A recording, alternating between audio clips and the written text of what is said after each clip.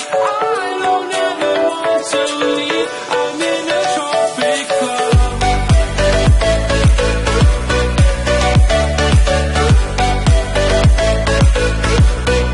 Salut tout le monde, j'espère que vous allez bien. Aujourd'hui on va se retrouver pour la vidéo pronostic de Money in the Bank 2015. Je vais pas perdre de temps, je vais attaquer directement la carte. Donc alors, dans le pré-show, qu'est-ce qu'on va avoir? On va avoir King Barrett contre R-Truth. Si je ne me trompe pas, je suis pas sûr, mais je crois que c'est dans le pré-show. Alors, qu'est-ce que j'en pense? Ben c'est, comment dire, la descente aux enfers continue pour King Barrett. Le mec gagne le King of the Ring et se retrouve dans le pré-show. C'est quand même lamentable. Normalement, dans le passé, quand on gagnait le King of the Ring, c'était synonyme de push et de possiblement atteindre le main event. Et là, bah non. Là, le mec se retrouve en pré-show contre R-Truth. Donc voilà, bah clairement, je vais pas revenir 3 heures sur ce match. Je vais le regarder en patientant pour le show. À mon avis, bah, moi j'ai une victoire de R-Truth. On sait que King Barrett est en froid avec des officiels. Ça sent un peu le roussi pour lui d'ailleurs. Et donc je pense que R-Truth va gagner. Et voilà, sans commentaire. Je vous donne pas leurs statistiques parce que pour moi, je le répète, hein, pour moi tout ce qui est pré-show, c'est pas pour moi une apparition dans le pay-per-view en lui-même. Donc je ne donnerai pas leurs stats, ça sert à rien. Donc voilà, c'est juste mon avis. Donc alors on va commencer par je pense l'un des matchs que tout le monde attend, le Money in the Bank Ladder Match. Donc alors on a Neville, Sheamus, Randy Orton, Roman Reigns, Kane, Dolph Ziggler et Kofi Kingston. Je vais vous donner leurs statistiques. Donc alors quand je dis statistiques Money in the Bank, je ne parle pas du Money in the Bank Ladder Match mais bien du pay-per-view. Hein. Je parle bien du pay-per-view. Donc Neville, c'est sa première apparition. En même temps, c'est un peu normal. Sheamus, il a un bilan de 2 victoires et 3 défaites. Randy Orton a lui un bilan de 1 victoire pour 3 défaites. Roman Reigns a lui une défaite pour une apparition. Kane, 2 victoires pour 3 défaites. Dolph Ziggler, il a un bilan de 1 victoire et 3 défaites. Et Kofi Kingston, un bilan de 3 défaites pour 3 apparitions. Donc, aucun catcheur n'a un bilan positif dans le pay-per-view. Donc alors déjà, pour moi, qui sont les favoris? Je vais pas vous le cacher, je pense que je suis pas le seul à penser ça. Il y en a 3 qui se dégagent, hein, clairement, Sheamus, Randy Orton et Roman Reigns. Pour moi, c'est vraiment les 3 favoris. Maintenant, j'ai longtemps hésité à faire mon choix. Beaucoup de personnes voient Roman Reigns gagner. Moi, personnellement, déjà, Randy Orton, je le vois pas gagner. Je le vois pas gagner, même si au final la victoire ne me surprendrait pas parce que pour moi Randy Orton, je le vois bien gagner le titre en fin d'année et voilà, mais je le vois pas gagner le Money in the Bank. Et pour moi vraiment les deux gros favoris vraiment pour moi c'est Sheamus et Roman Reigns. Beaucoup de personnes voient la victoire de Roman Reigns, mais moi je vais garder mon pronostic du début. Je vais pronostiquer une victoire de Sheamus, à savoir que Sheamus, on le sait, devait avoir un gros push, devait atteindre le main event possiblement et vraiment être un gros heel. À savoir que le mec a perdu à Elimination Chamber pour le titre intercontinental. Donc au final ce serait assez logique, comme ça le mec gagne le Money in the Bank.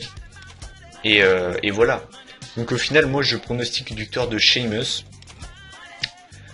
Et je m'attends à avoir un très bon match. On a quand même Neville, Ziggler, Kofi Kingston, qui sont, on va dire, qui vont apporter un petit peu la vitesse au match. Enfin, surtout Kingston et Neville qui vont nous en mettre plein les yeux. Ziggler pour la vitesse. Roman Reigns, bon, pour les prises puissantes. Randy Orton qui va nous sortir des petits RKO from out of nowhere. Et Sheamus qui va lui aussi porter des bonnes prises bourrin. Par contre, juste avant de passer au prochain match, j'ai juste un gros coup de gueule à porter. Que fait Kane dans le Money in the Bank? Qu'est-ce qu'il fait là? Vous savez ce que je pense hein, de Kane, Big Show, Mark Henry, tout ça. Pour moi, c'est R-Truth. Pour moi, ces mecs-là, clairement, n'apportent plus rien à la fédération. Ça fait un bail qu'ils auraient déjà dû arrêter. Et encore une fois, la WWE me déçoit. Le Money in the Bank, c'est une bonne occasion pour montrer un talent qui puisse montrer son niveau. Et puis voilà, c'est des mecs comme Stardust qui ont aucun plan, ou même un Bray Wyatt, ou un mec de NXT, je sais pas moi, Tyler Breeze, ou voilà. moi j'aurais vraiment aimé voir ça, quoi. Même un mec comme Stardust ou Bray Wyatt qui ont aucun plan actuellement.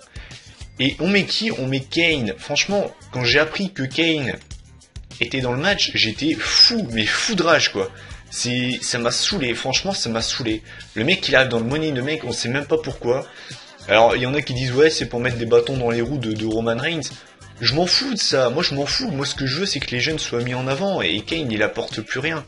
Donc, au final, quand j'ai su qu'il allait participer au match, j'étais réellement saoulé, parce que voilà, pour moi, il a fait son temps, et laisse ta place, mec. Donc, voilà. Donc voilà, c'était mon seul coup de gueule à porter sur ce match. Sinon, ouais, ça va être un match que j'attends beaucoup. Et je pense que ce sera l'un des meilleurs matchs de la soirée. Bah, et puis voilà.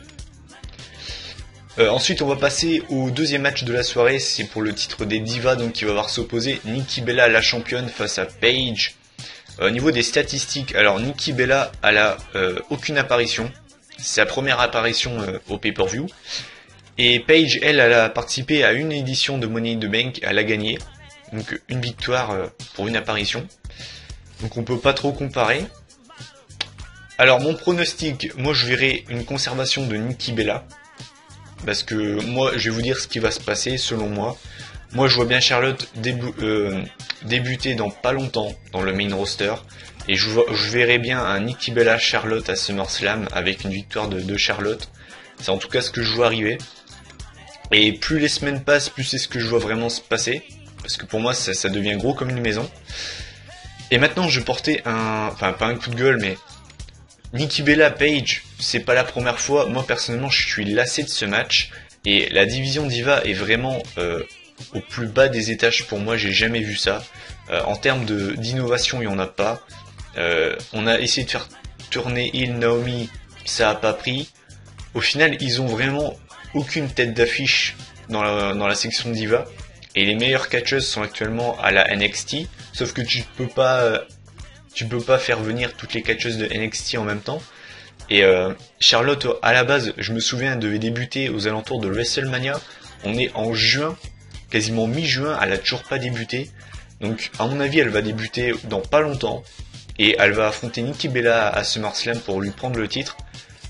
Mais quand même, pour revenir sur la section Diva, j'ai jamais vu un roster Diva aussi faible. Je sais pas, mettez Natalia. Je dis pas qu'il faut qu'elle soit championne, même si j'adorerais, hein. Mais à la rigueur, changer d'adversaire, quoi. De toute façon, j'ai envie de vous dire, on sait très bien que Nikki Bella va conserver le titre. Alors autant mettre des catcheuses, même si elles sont pourries. De toute façon, on a des matchs pourris dans la section Diva. Autant mettre Summer Rae, Rosa Mendes. Moi je m'en fous franchement, vous pouvez mettre Paige en face, on a quand même des matchs de merde, donc autant mettre des catcheuses de merde, mais au moins ça changera d'affiche, parce que Nikki Bella Paige, j'ai l'impression que ça fait un an qu'on se le tape, quoi. Il n'y a aucune originalité, et franchement ça commence à me saouler. Donc pour revenir sur le match, bah moi je verrai une victoire de Nikki Bella, et qualité de match, j'en attends rien. J'en attends absolument rien. J'attendais beaucoup du Triple Threat match, j'ai été extrêmement déçu. Alors un single match, j'en attends encore moins. Donc j'attends absolument pas ce match. Donc voilà.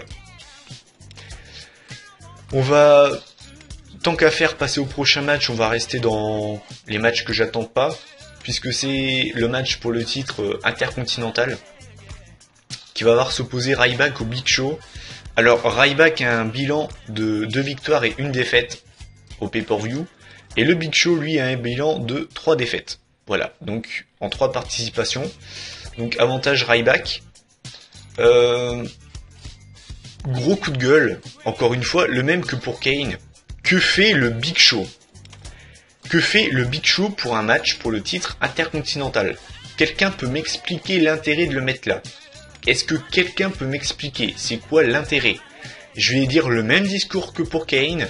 Je respecte la carrière qu'ils ont, je respecte les hommes, il n'y a pas de souci là-dessus. Vous avez fait vos temps, les gars, laissez la place aux jeunes. Je vais redire la même chose. Bray Wyatt, Stardust qui ont aucun plan, mettez-les contre eux. Vous avez fait feuder Ryback contre Bray Wyatt. Ils ont eu un seul match. À la rigueur, on remet Bray Wyatt contre Ryback, et puis voilà, ce serait quand même logique. Mais Stardust, je sais pas, mais Zack Ryder, moi je m'en fous. Mais mets pas le Big Show, quoi. Le Big Show apporte rien. C'est un truc de ouf, quand même. Les mecs qui mettent le Big Show, enfin... n'importe quoi, quoi. Et en plus de ça, à la base, on doit avoir un triple threat match, enfin, c'est ce que j'avais vu. À la base, on doit avoir le Miz qui devait se rajouter au match. Le Miz, il est même pas dedans. À la rigueur, on aurait eu un triple threat match avec le Miz rajouté dedans. Le match aurait été un petit peu moins dégueulasse. Il y aurait eu un petit peu plus normalement de vitesse.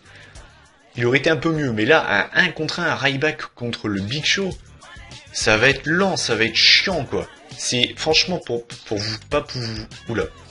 Désolé, 1, 2, 3. Pour pas vous cacher, c'est le match que j'attends le moins avec le match des Divas. Mais clairement, je l'attends pas, ce match. Il sera long, il sera lent, il sera chiant. Il y aura pas de rythme. Ah, je suis désespéré, quoi. Bref, alors, mon pronostic, bah, moi, je vois Ryback conservé. Je vous annonce que si Big Show gagne le titre, je vais être fou de rage, je préfère le dire. Il y a aussi eu des rumeurs comme quoi Kane pouvait gagner le Money in the Bank. Il n'y a pas moyen, hein, je vous le dis sincèrement, mais s'il gagne, alors là, si les deux gagnent, je pète un plomb monumental, je vous le dis clairement. Il faudra vraiment aller voir la vidéo résultat parce que ça va pas le faire. Donc j'attends rien de ce match. Je pense que ce sera l'un des pires matchs de la soirée. J'espère être surpris, mais j'en attends rien du tout. Et au niveau du résultat, bah moi je vois Ryback conservé. Là on va passer au prochain match. Donc c'est le New Day qui va affronter Titus O'Neil et Darren Young, donc les Primetime Players. New Day qui sera composé de Biggie et de Xavier Woods. Alors au niveau du bilan, les Primetime Players ont déjà fait un match à Money in the Bank, ils ont perdu leur match. Et Xavier Woods, c'est sa première édition de Money in the Bank.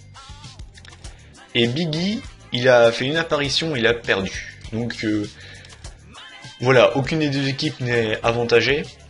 Mon ressenti sur le match, je pense qu'on peut avoir un bon petit match. Ce sera moins bon que quand il y avait Tyson Kidd et Cesaro.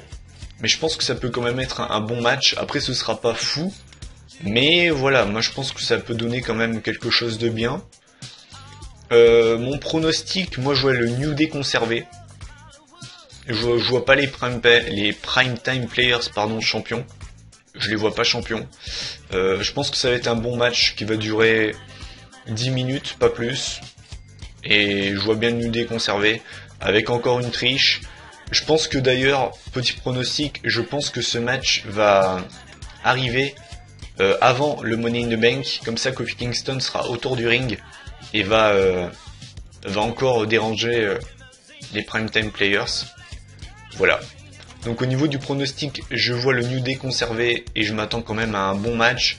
Mais il n'y aura rien de foufou, quoi. Donc voilà. Et là, le prochain match, c'est, je pense, le match que beaucoup attendent, peut-être le match que tout le monde attend. En tout cas, moi, c'est le match que j'attends le plus. C'est le match revanche entre John Cena et Kevin Owens. Alors déjà, au niveau des résultats, c'est la première participation de Kevin Owens. Et John Cena a un bilan de 3 victoires pour 2 défaites. Un bilan plutôt positif pour The Champ. Alors, il nous avait offert un match tout simplement exceptionnel à Elimination Chamber. Personnellement, je pense que ce match-là sera encore meilleur. Je pense qu'ils vont encore être meilleurs dans ce match. Voilà, en tout cas, moi, c'est une rivalité que j'aime beaucoup. Maintenant, au niveau du résultat, je suis vraiment assez indécis. Parce qu'il y a pas mal eu de rumeurs dans le sens où, ouais, ce coup-ci, le match serait différent, tout ça. Mais je pense que ce coup-ci, John Cena va gagner. Moi, je pense que la rivalité va se poursuivre. Donc je pense que ce coup-ci, John Cena va gagner. Et j'espère en tout cas, je dis bien j'espère, que si John Cena gagne, ce sera pas sur un STF pour pas décrédibiliser Kevin Owens. S'il gagne, j'aimerais bien qu'il gagne sur un double A, ce serait mieux. Ce serait plus logique parce que voilà, moi un STF ça me dérangerait beaucoup. Parce que voilà, il perdrait pour moi en crédibilité, le mec est réputé pour être un putain de badass et si le mec abandonne, pour moi, ça sonnerait un petit peu faux. Donc moi je verrais bien une victoire de John Cena pour que ce soit égalité et qu'on ait un 3e match à Battleground. Mais clairement, je vais pas m'arrêter trop sur ce match, mais j'en attends énormément. Et voilà, vu ce qu'on a eu à Elimination Chamber, je pense qu'ils peuvent nous offrir encore mieux pour Money in the Bank. Donc voilà. Et là on va passer au main event of the evening. C'est le match pour le WWE World Heavyweight Championships. Ladder match s'il vous plaît. Seth Rollins contre Dean Ambrose. Alors au niveau des statistiques, Seth Rollins a un bilan de 1 victoire. Il a eu également une victoire en pré-show avec Roman Reigns, c'était en 2014, non 2013, enfin bref, ouais en 2000, je sais plus quelle année, mais je ne le compte pas comme je vous l'ai dit puisque c'est en pré-show. Et Dean Ambrose lui, il a un bilan de apparemment 2 défaites, donc apparemment le pay-per-view ne lui réussit pas. Alors, au niveau de mon ressenti, moi je pense qu'on va avoir un excellent match entre les deux. De toute façon, voilà, Seth Rollins et Dean Ambrose, on a toujours des bons matchs, donc on est assuré d'avoir un bon match. Maintenant, en plus de ça, c'est en ladder match, donc je pense qu'ils peuvent vraiment nous offrir un excellent match. Maintenant, au niveau du résultat, j'ai vu énormément de personnes, beaucoup de rumeurs qui disaient « Ouais, Dean Ambrose sera champion à Money in the Bank », tout ça. Moi, vous connaissez mon point de vue là-dessus, je vais garder le même discours depuis maintenant très longtemps. Je ne vois pas Seth Rollins perdre, je pense qu'il va conserver encore une fois. Et j'annonce encore une fois que Seth Rollins perdra son titre à SummerSlam. Voilà. C'est le même discours que j'ai pour chaque vidéo pronostic, mais je ne vois pas Seth Rollins perdre contre Dean Ambrose. Et voilà, en plus de ça, apparemment Vince McMahon n'accrocherait pas, enfin... C'est pas qu'il accroche pas, mais il serait pas totalement satisfait de Dean Ambrose. Donc, si le mec est pas satisfait à 100% de Dean Ambrose, vous croyez vraiment qu'il va lui donner le titre le plus important de la compagnie? Je pense pas. Donc, voilà, moi je pense que Seth Rollins va conserver, mais on aura un excellent match. Ça, par contre, c'est une certitude. Donc maintenant, au niveau de mon ressenti global sur la carte, personnellement, je trouve la carte solide, même s'il y a 2 matchs qui me donnent pas du tout envie. Je veux dire, le Ryback Big Show et le Nikki Bella Page ne m'emballent, mais alors pas du tout. Moi, au final, je pense qu'on aura 3 excellents matchs. Hein. On aura le Owens Cena, le Rollins Ambrose et le Money in the Bank. On aura un bon match, le New Day contre les Primetime Players. Et je pense qu'on aura 2 matchs qui sont mauvais, enfin voilà quoi. Donc au final, moi je pense que ce sera une bonne édition de Money in the Bank. Voilà. Ce sera pas la meilleure édition, mais voilà. Je pense que ce sera quand même un bon pay-per-view. Moi je vous dis rendez-vous lundi, maximum mardi pour la vidéo résultat. Review de Edge, elle sortira la semaine prochaine. Et puis moi je vous dis à la prochaine. Bon pay-per-view, profitez bien. Et puis salut.